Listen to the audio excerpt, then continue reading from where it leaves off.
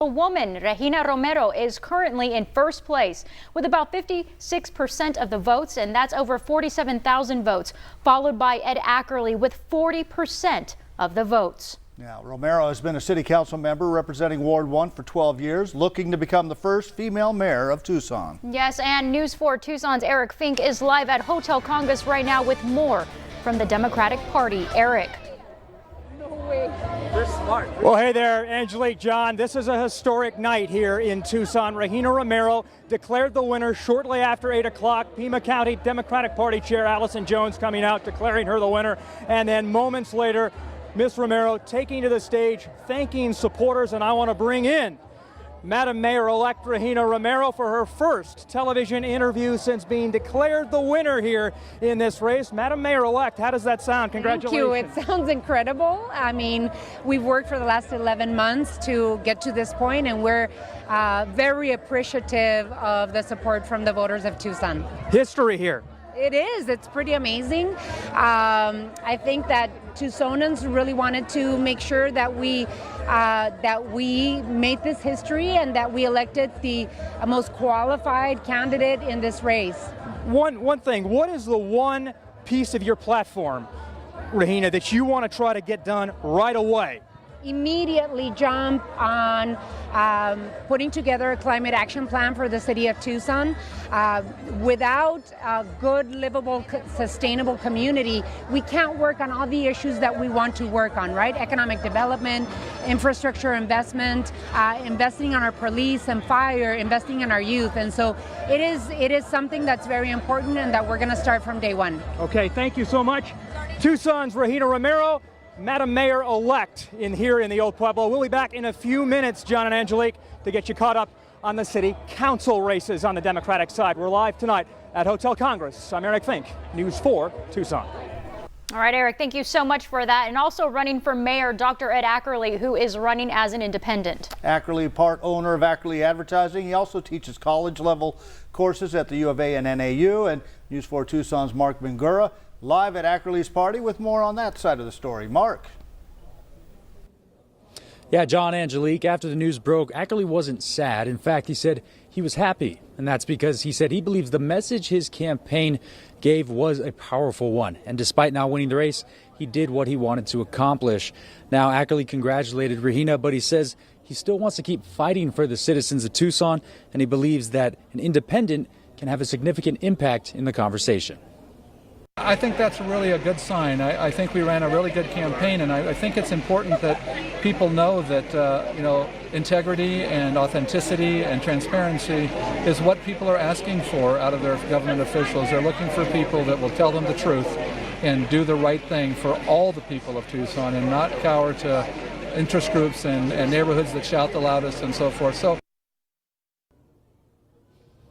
Ackerley still wants to stay involved, and he says he's already been approached about other possibilities after this, but he declined to mention what those would be, saying he still needs some time to think. Live at St. Philip's Plaza, I'm Mark Bangura, News 4 Tucson. Mark, thank you. And there were also two propositions on the ballot, including a controversial one to make Tucson a sanctuary city. News 4 Tucson's Priscilla Casper joins us live in studio with more on the current results. Priscilla. Yeah, that's right, Angelique. The two propositions voted on were Prop 205 and Prop 409. Proposition 205 is the Sanctuary City Initiative. Right now, results are showing Tucson residents are not going to approve this prop. Nearly 59,000 people voted no and over 23,000 voted yes. If the initiative were to pass, this would amend Tucson code to establish sanctuary policies and prohibit Tucson police participation in any law enforcement activity for the purpose of determining immigration status. However, preliminary results show that this is not likely to pass. The second, Proposition 409, would increase the salary for the mayor and city council members. Right now, 40% of voters have voted yes, while 60% have voted no. If passed, the mayor's salary would increase from $42,000 to over $63,000 per year. Council member salaries would increase from $24,000 to about $42,000 per year. But if this prop doesn't get passed, the salaries would stay the same. But you can see right there, preliminary results show Tucson residents are rejecting this prop as well. John, Angelique. All right, now we have the latest results for Tucson City Council Ward 1, 2, and 4. Reminder, these results are unofficial until certified by the city.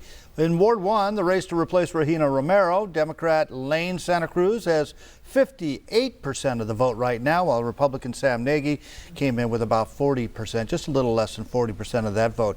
Democrat Paul Cunningham, running for re-election in Ward 2, has 60% of the vote, and the Republican Ewart Williams has 35% of our vote.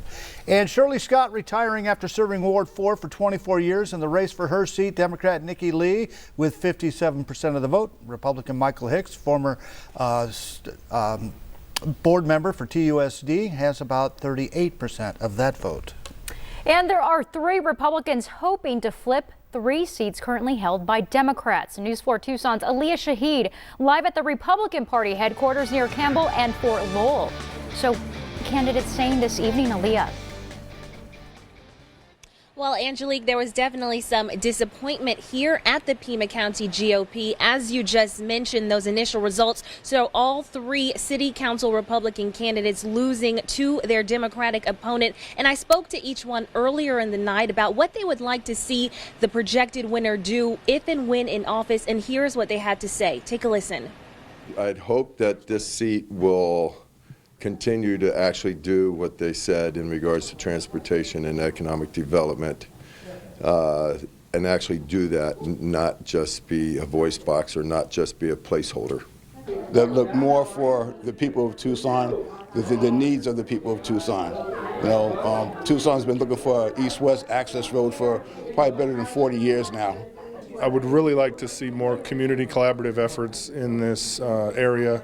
As I live in Ward 1, I will continue to live in Ward 1, and I would really like to see that people start to work together as a team, as a family, as a unit.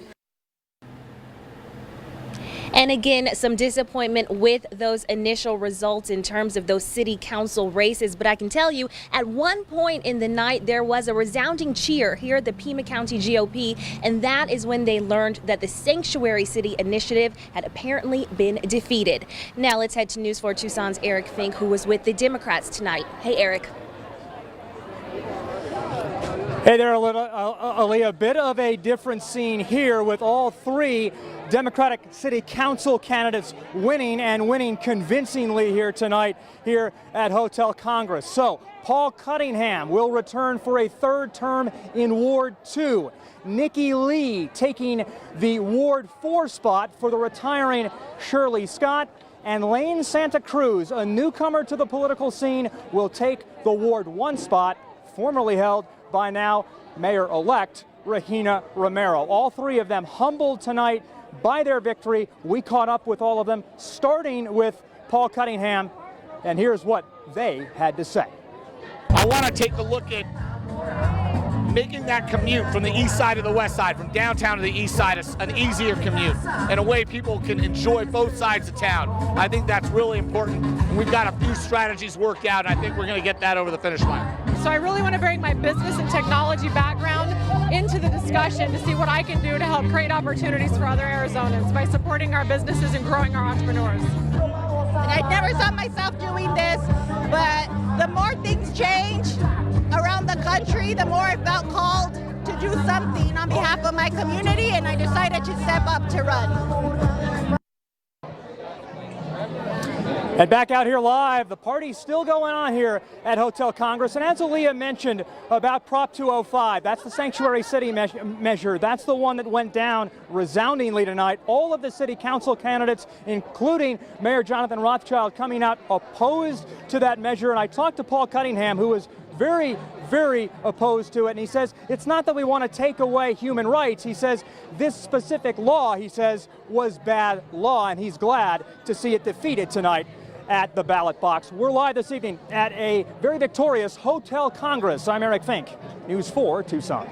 Eric, thank you. We will continue to bring you the latest Decision 2019 results right here on News 4 Tucson. And you can also find more on our News 4 Tucson app and on KVOA.com. To recap some of our Decision 2019 coverage tonight with the 2 most watched races this year. The first, the battle to take the seat of Mayor Jonathan Rothschild. Yes, and right now let's take a look at those latest results. Democrat Regina Romero has over 47,000 votes, and her competition, Ed Ackerley, has about 33,600 votes. Ed Ackerley says that he has congratulated Regina Romero, but his work is helping the Tucson community. It's not over yet. All right, let's take a look at the latest numbers on Proposition 205, the Sanctuary City Initiative. Right now, only 29% voting in favor of that proposition. 71% are opposed. If this had passed, it would amend Tucson Code to establish sanctuary policies prohibiting Tucson police from participating in any law enforcement activity for the purpose of determining immigration status. Both sides say, though, this is likely to end up in court. All right, a very busy evening, of course, but of course you have to make sure to continue our coverage here on Decision 2019. Make sure to follow us on KVOA.com or download the News 4 Tucson app. We will be right back.